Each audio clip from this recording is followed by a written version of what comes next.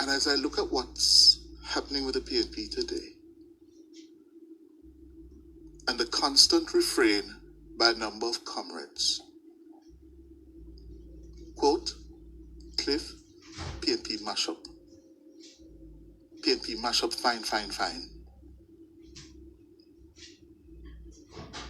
And when you look at what took place yesterday at Jamaica College,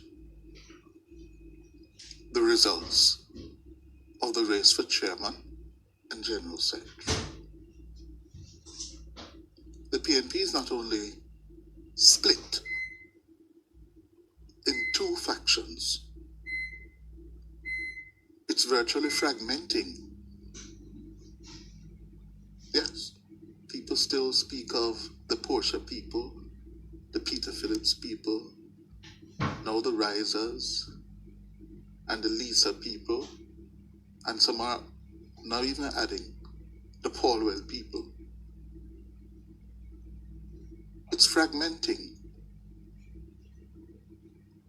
You would think that after November 7, with Mark Golding winning decisively 55% of the delegates' vote, he won,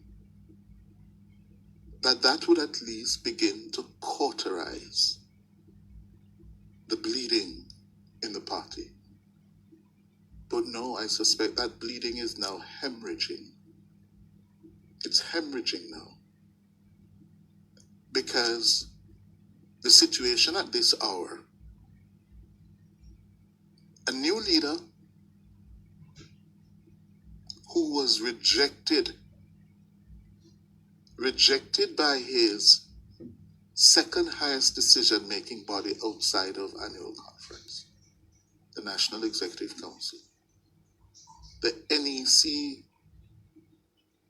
gave Mr. Golding a slap in the face yesterday.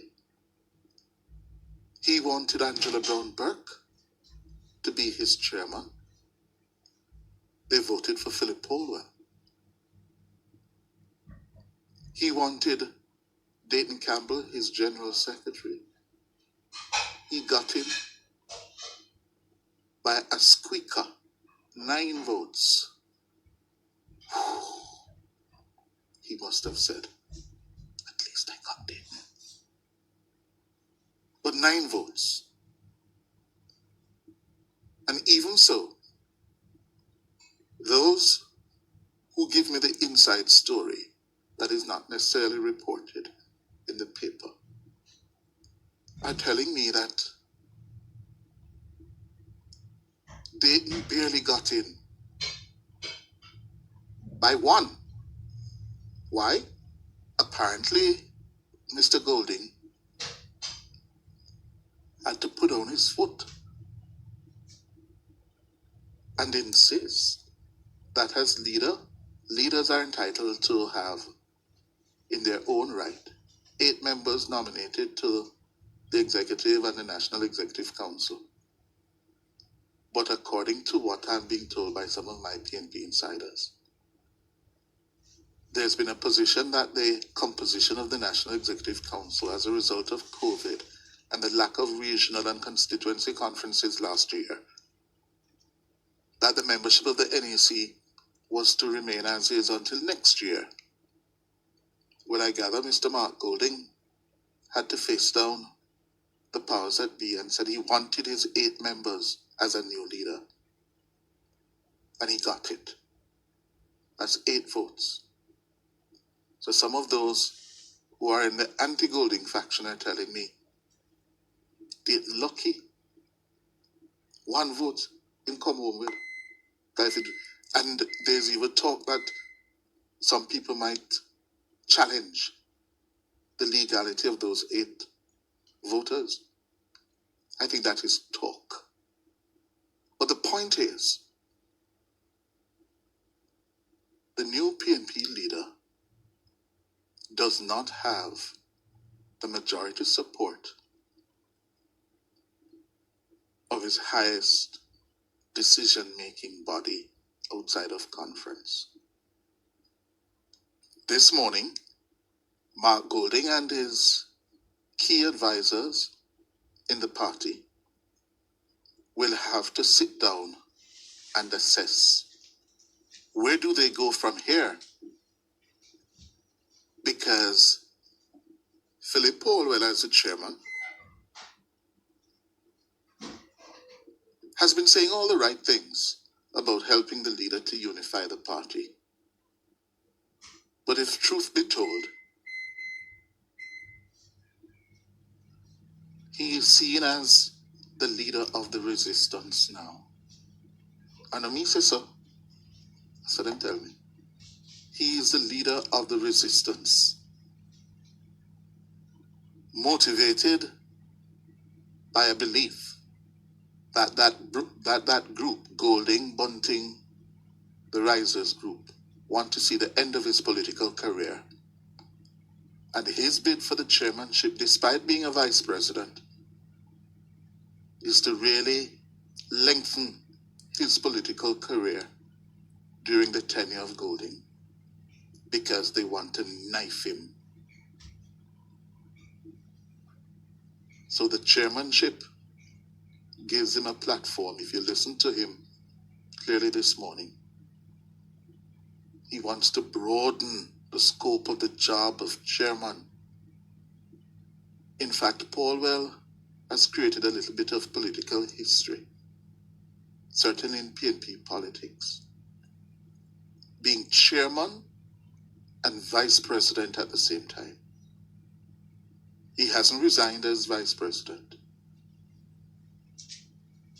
but the chairmanship has been transformed during the tenure of P.J. Patterson, when Patterson used the chairmanship and his considerable political power and influence across the party to make it into,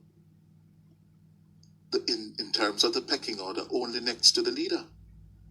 Before that, it was the vice presidents who were seen as the number two in the party in terms of a pecking order. The chairman wasn't there. I gather the position of chairman was really devised by Michael Manley to make sure his boyhood friend David Corr could have a position of standing when he assumed the leadership of the party back in 1969. So there's very little constitutional authority vested in the office of chairman of the PNP. But it is about what you make of it. And Paulwell said as much this morning. So, if that were not enough, a leader weak, as in Golding, making rookie political mistakes, he has other problems. One of his vice presidents, Damion Crawford, caught on tape, disparaging not only the new leader, but also the woman he defeated for leadership on November 7. In that interview with Crawford caught on tape, it's embarrassing to listen. It reveals the depth of the problem the People's National Party is in this morning. Time for the break. My hands were steady, my eyes were clear and bright. My walk had purpose, my step. This morning, Mr. Golding, the PNP president, will have to sit down and carefully assess what happened yesterday and what's confronting his leadership. The feeling is that the party is hopelessly divided.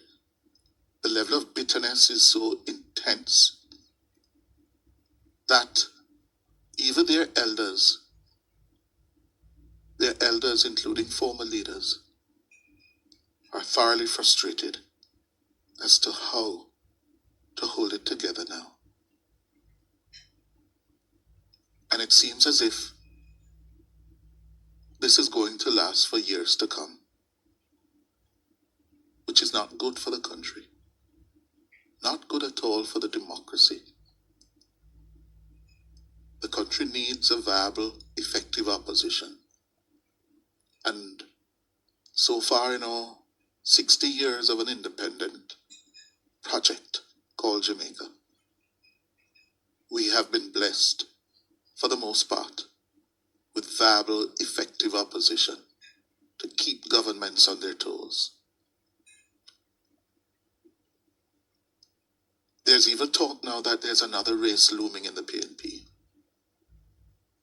Because with Paul Well's election as chairman, can he continue as a vice president? And if he were to give that up, will there be another internal race?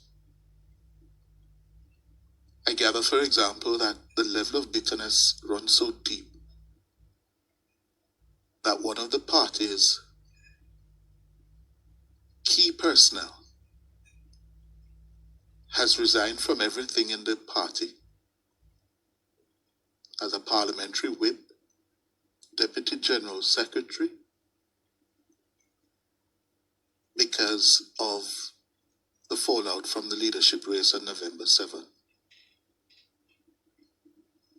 And then on the weekend, the audio of Damion Crawford lashing Lisa, lashing Mark, lashing the PNP, talking up his own chances, was leaked. The audio was recorded sometime in October when he was pondering whether to be a candidate in the November 7 leadership race. And he was speaking with two women from his former East Rural St. Andrew constituency, Connie and Pat. Two women who are well known in the party, Pat and Connie. And in that audio, which went on for almost 24 minutes, first of all, it betrays the immaturity of this young man, Damion Crawford. How immature he is, and frankly not ready for national leadership. Far from being ready for national leadership. Don't forget that what you're about to hear is coming from Mr. Crawford, who is a vice president of the People's National Party and a legislator in the upper house, the Senate. And his level of carelessness and immaturity, yes, is simply astonishing. Not to mention the fact that whoever recorded and leaked this audio, that behavior is despicable. Despicable. But the point is, it tells us a lot about Crawford. And it also betrays the intensity and the depth of the problem within the belly of what's left of the People's National Party. Listen to this clip with Crawford telling Connie and Pat, yes, that the PNP cannot win the next local government election. They're going to get licked. With the local coming and all of these things, we are almost anticipating another beating. Yeah, I get it. Are you prepared physically, mentally now to be drawn through these things? When them say, boy, you come and then you still can't win and you have to go. Because of the same recurring decimal we're going to face again, you know. Yeah, but when I say, why? Everybody will go have a lose. It's just where we are. You understand? When we gave them 14 love, is when we give them 42 left. So, you have to go and you have to say yourself, all right, I thought that we should have make the next move there now, but people never agree.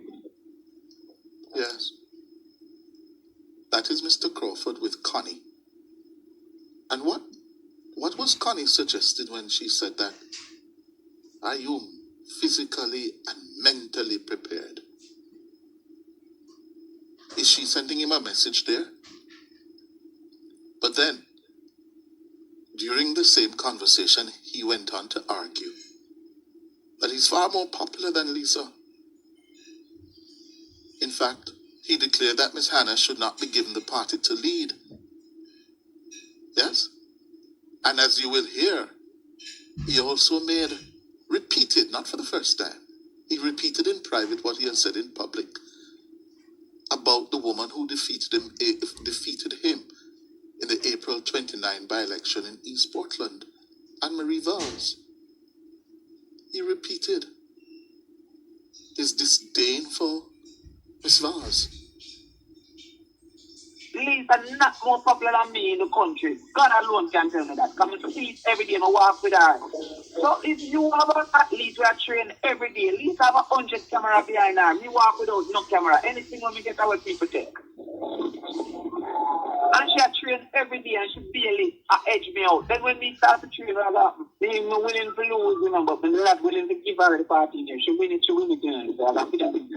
No, they should not be able to say, if we do run, them would have give you. But I mean, make it mash up. I tell them, I forgot make it mash up. Lisa run delegate already when you're out of her guy. Mark is a very good 400-meter runner. Very capable, etc. But the people are of the opinion, so we need a Andrew. I'm going to run against the lady was never too sensitive. And no matter what you tell the people, I just excitement and rub them again. The negatives that them have against me are the easiest to pick. Damion chat too much. All right, never chat less. You should probably just shut up. Just shut up. Huh? The woman who me run against, the woman who is sensible. The same woman who has emerged now as possibly the best performing member of parliament in the country. She's putting all of you who are well lettered and qualified with sense to shame. That is a woman you disregard as not sensible. And then you heard how he described Miss Hannah. But you have to wonder if he have a mental problem. Only God can tell Miss Elisa more popular than me. Really? Really? Leave God out of this, beg you. Time for the break. My hands were still. What I felt was right, like a rock. So, Damion Crawford continued his hammering of Lisa Hannah. Yes? In that conversation. Which, let me tell you, it was leaked by comrades. It came into my inbox on Sunday afternoon or Sunday morning.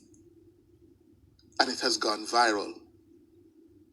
In fact, I just got something on my phone that tells me Damion is trending because of the voice note. Yes? It's on the front page of the Gleaner this morning. And it's all over the place. And it has set off a firestorm around Mr. Crawford. I'm being told by some comrades he didn't turn up at JC yesterday afternoon. And they suspect that was because he's aware of what this leaked voice note has triggered in the party. And that he's not only livid, but chastened by the backlash. I'm also being advised that the voice note was available in the Lisa Hanna and Mark Golding campaigns. But they decided not to utilize it because none of them stood to gain anything from it. But yesterday afternoon, or between Saturday night and Sunday morning, it just went viral. Crawford continued in the voice note to hammer Hannah, describing himself as the most committed comrade who is suitable to lead the PNP. I am the most committed to the ideology of the party. The most. And when people are saying Lisa popular, she has never gotten the cheer when we come on PNP meeting. She has never gotten the adoration when we get when we are the regular people. Never. Lisa I get the cheer when David Campbell get when he reach our PNP.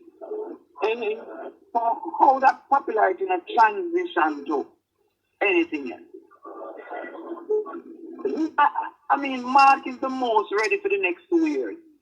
But the election is not the next 2 years. And we can't change again. Yeah. That's the unfortunate reality we're facing. Nobody can come 2 years and come say, oh, we're ready now. No, but we're never go from them long time then. That is the PNP Vice President speaking of the PNP President last month in October. Yes, that's where the PNP is at this morning. And he's not only a Vice President of the party, he's also a Senator. And this while he was considering whether to enter the race. But I don't want to come out Thursday, but you don't want to come out without finding a route to victory. It's the same thing. I never thought it was right to be calling people just when we look. And some man figure out how they are going to survive. When the man get that income. Some of the cars doing bars, they never expect to lose and say, yeah, come with me. When the man try to figure out how mortgage has a kind of done putting fat on the fire with his empty salary. I never thought it was right. But some people start call from the 6th of September. Wow. Wow. This is a blood sport, you know. They draw blood. You know. Here's another clip of him predicting that Mark Golding would not have defeated Hannah. Mark can't beat Lisa based on where the opinion of the country is and the party. Them think they want a young person who have some popularity.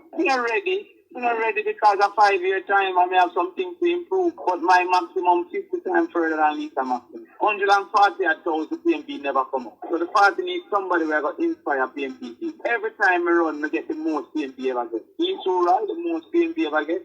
Portland, the most PNP ever get. Nobody got the same after, nobody got the same before. So there's no question if me inspire PNP. Me run against the whole JLP. Them a fix road while we are on. Them a do all kind of things. Them a give a farmer car, everything.